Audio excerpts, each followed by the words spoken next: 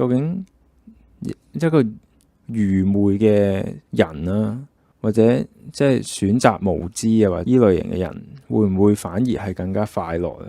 都幾值得深思喎呢個位。即係無知是福咯。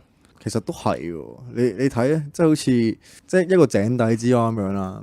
佢就係見到日出日落啦。佢如果佢根本就唔理外面嘅世界係點，其實佢活得好簡單咯，好舒服咯。嗯，係咯，好似套戲入邊咁樣，阿 Ray 咁樣咯，好易滿足啊！佢冇好似佢老婆咁樣想入一個唔屬於佢嘅世界，咁反而其實佢咁樣活喺自己嘅世界度，佢好滿足，咁佢都更加開心咯。係啊，佢老婆阿 French 反而係有錢都好唔開心噶嘛，佢係咁要追求一啲認同啊嘛，要都係啊，即係其實嗰種滿足就嚟自佢嗰個心態啫。係其實係即係。